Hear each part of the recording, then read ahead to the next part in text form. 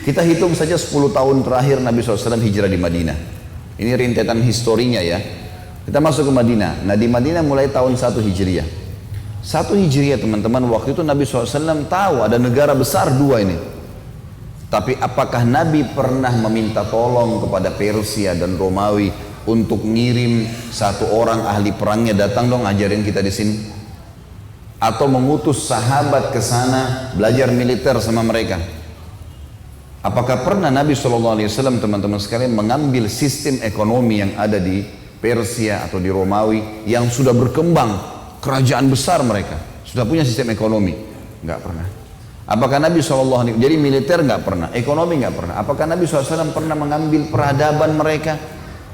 Romawi dulu terkenal dengan bangunan-bangunannya. Persia terkenal dengan bangunan-bangunan. Peradaban mereka luar biasa. Tapi Nabi SAW tidak pernah ngambil itu semua.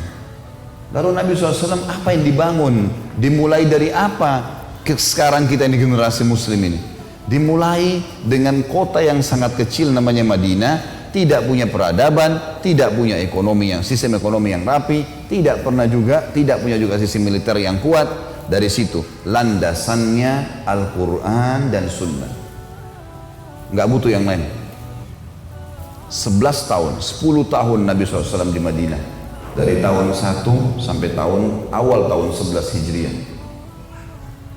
Nabi SAW terapkan itu, dan sebelum beliau meninggal Al-Quran sudah sempurna turun 30 juz. Maka seluruh jazirah Arab waktu itu tunduk. Setelah Nabi SAW bebasin kota Mekah kurang lebih di tahun 8 Hijriah, maka seluruh jazirah Arab, suku-suku Arab datang mengucapkan syahadat di Madinah. Tunduk semuanya dengan hukum Nabi SAW. Sampai Allah mengatakan, A'udzubillahi minasyaitonir rajim, idza jaa nasrullahi wal fath wa ra'aitan nasa yadkhuluna fi dinillahi afwaja fasabbih bihamdi rabbika wastaghfirhu innahu kana tawwaba. Hai Muhammad, kemenangan Allah sudah datang, pembebasan kota Mekah, dan pasti kau akan lihat manusia setelah itu berbondong-bondong masuk ke agama Allah. Tugasmu hanya nyampaikan, selebihnya bukan urusan kamu. Maka bertasbihlah kau pada saat itu kepada Tuhanmu, dan bertaubatlah kalau punya salah-salah.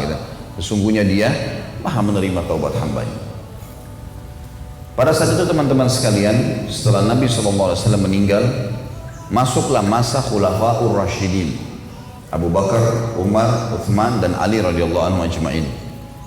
Abu Bakar ini berkuasa teman-teman dari tahun 11 sampai tahun 13 Hijriah. 2 tahun saja. Tapi waktu itu wilayah Bahrain udah masuk wilayah Islam, dan pasukan dipimpin oleh Khalid bin Walid diutus oleh Abu Bakar menuju ke negeri Syam, utara Jazirah Arab. Utara Jazirah Arab. Jadi masuk Palestina, Jordania, Lebanon, dan Syria. 4 ini dulu adalah basis kekuatan, tembok kekuatan Bizantium Romawi. Maka diutuslah Khalid bin Walid, baru mau menyerang, meninggal Abu Bakar di tahun 13 Hijriah. Masuklah pimpinan Umar bin Khattab tahun 13 sampai 23. Ini masa keemasan yang luar biasa. 10 tahun Umar bin Khattab berkuasa. Di tahun 15 Hijriah, Umar bin Khattab mengutus Abu Ubaidah bin Jarrah dari Madinah, suruh ganti Khalid bin Walid jadi pemimpin di medan perang yang lagi nunggu. Kamu yang mimpin hai Abu Ubaidah, Khalid bin Walid jadi wakilmu. Tembus tuh negeri Syam. Masuklah Abu Ubaidah radhiyallahu anhu dan menembus, berhasil. Di sini terjadi perang yang sangat terkenal namanya Yarmuk. Perbatasan antara Yordania sama Palestina, dan menang kaum muslimin. Perang Yarmuk, perang masa kejayaan yang luar biasa. Menghadapi pasukan Bizantium Romawi yang jumlahnya sekitar 250.000 orang, dihadapi oleh sahabat-sahabat Nabi yang jumlahnya 12.000 orang. 12.000 lawan 250.000. Ini luar biasa ini, 200 kali lipat. Maka teman-teman sekalian, menang di tahun 15 Hijriah. Palestina takluk pada saat itu.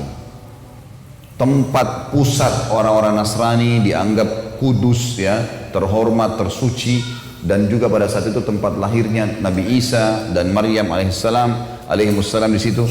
Banyaklah kuburan, dianggap Nabi Musa di situ, nabi-nabi Bani Israel, Daud, Ayub, Yunus dan seterusnya, semua di Palestina. Takluk di tangan kaum muslimin tahun 15 Hijriah. Tahun 16 Hijriah, Umar bin Khattab mengutus Sa'ad bin Abi Waqqas radhiyallahu anhu, dan diiklankan di Madinah, siapa saja mau jihad silakan, tidak harus orang militer. Semua sahabat berbondong-bondong terkumpul 30.000 orang. Pergi ke wilayah timurnya, timurnya Jazirah Arab, menembus wilayah Persia.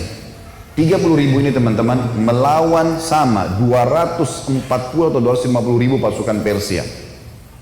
Dengan sangat luar biasa besarnya pasukan ini, tapi Sa'ad bin Abi Waqqas berhasil menembus. Tentu ada kisah di sini, banyak kisah-kisah unik tentang peperangan itu. Tapi yang jelas teman-teman sekalian, terjadi perang namanya Qadisiyah dan juga menang. 30.000 mengalahkan 240.000. Berarti dengan tahun 15 Hijriah saja kaum muslimin sudah menguasai Asianya, wilayah utaranya Jazirah Arab dan wilayah baratnya, timurnya Jazirah Arab. Sekarang tinggal wilayah barat, Afrikanya. Di tahun 20 Hijriah, Amr bin As radhiyallahu anhu yang ikut di pasukan Abu Ubaidah ke negeri Syam mengatakan, ya Amir Mu'minin Umar bin Khattab, kenapa kita nggak tembus Afrika? Sekalian kita tembus saja. Kata Umar, baiklah, pimpinlah kamu peperangan. Dipimpin 8.000 pasukan menembus Mesir tahun 20 Hijriah. Dan Mesir waktu terbuka, seluruh Afrika bagian utara, Tunis, Jazair, Maroko, tembus semuanya. Seluruh Afrika terbuka. Dan nanti kita lihat di dinasti Umayyah akan tembus muslimin sampai ke Spanyol di Eropa, gitu kan. Ringkas cerita teman-teman sekalian, di tahun 20 Hijriah setengah dunia dikuasai oleh kaum muslimin. Seluruh wilayah Asia, tadi Iran, Irak, Afghanistan, Rusia masuk semua dalam Islam. Kemudian wilayah negeri Syam utara, Libanon, Syria, kemudian Jordania dan Palestina. Di atasnya juga wilayah Turki bagian Asia juga sudah masuk Islam. Kemudian Afrika seluruhnya akhirnya masuk Islam pada saat itu, di bawah kekuasaan Islam tahun 20 Hijriah. Teman-teman sekalian, perlu kita garis bawahi, Abu Bakar sama Umar tidak punya ijazah ekonomi dari Amerika, tidak pernah belajar militer dari Eropa. Belum ada mereka pada saat itu.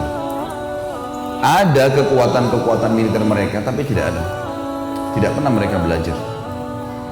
Dan pertanyaannya, apakah menguasai wilayah setengah dunia ini berarti tidak punya ekonomi yang baik, tidak punya tatanan sosial yang baik, tidak punya pengaturan militer yang baik? Ini banyak umat Islam tidak sadar kalau sebenarnya agama kita ini super lengkap, semuanya ada. Dan pada saat generasi-generasi awal menerapkan, kita memimpin dunia teman-teman sekalian. Kita rentet lagi sejarahnya. Sudah setengah dunia dikuasain pada saat itu, sampai Umar bin Khattab meninggal tahun 23, naiklah Utsman bin Affan dari tahun 23 sampai 37 Hijriah. Utsman bin Affan mulai mengekspansi kapal-kapal perang, dan radhiyallahu anhum ajma'in, Utsman bin Affan ini fokus pengiriman dai-dai. Dan ada beberapa fakta sejarah kalau Islam itu masuk di Indonesia di zaman Utsman bin Affan. Ada beberapa situs kuburan yang ditemukan di wilayah Aceh, itu nama-namanya kalau direntet ke buku-buku sejarah Islam itu nama dai-dainya Utsman bin Affan. Masuk Islam di zaman itu, Utsman bin Affan. Tahun 37 sampai 40, Ali bin Abi Thalib. Radhiyallahu anhu, Ali bin Abi Thalib menyelesaikan fitnah internal. Bagaimana menyelesaikan masalah-masalah internal sampai tahun 40 Hijriah. Setelah itu teman-teman sekalian, berdiri dinasti pertama dalam Islam, kerajaan pertama. Namanya Umayyah. Dipimpin oleh Muawiyah bin Abi Sufyan radhiyallahu anhu majma'in, tahun 40 atau kita katakan 41 sampai 132 Hijriah. Setelah itu datang, ini banyak kiprah-kiprahnya nih. Kemudian datang Abbasiyah, dinasti Abbasiyah dari tahun 132 Hijriah sampai 656 Hijriah. Di zaman inilah, di zaman Abbasiyah ini dan di zaman Umayyah keluar ulama-ulama besar ya. Di antaranya 4 imam madhab, kemudian keenam perawi-perawi hadis ya. Perawi-perawi hadis dari Bukhari, Muslim, Abu Dawud, Tirmidzi, Ibnu Majah, Nasai. Ini semua keluar di generasi ini.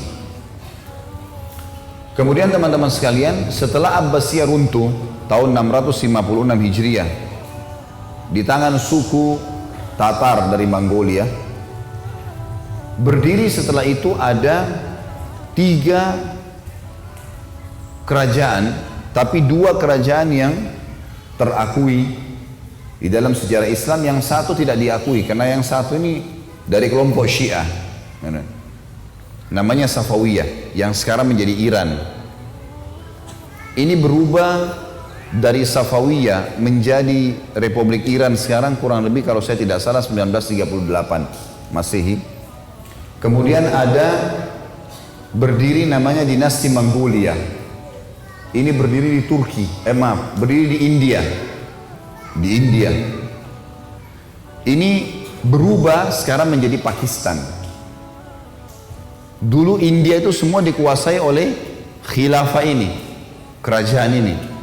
Tapi runtuh, setelah itu wilayah-wilayah mayoritas Islam seperti Punjab dan yang lain-lainnya terbentuk wilayah-wilayah, maka terbentuklah nama Pakistan, nama kota-kota atau wilayah-wilayah yang mayoritas Muslim menjadi negara Islam. India sisanya tetap dengan agama mereka.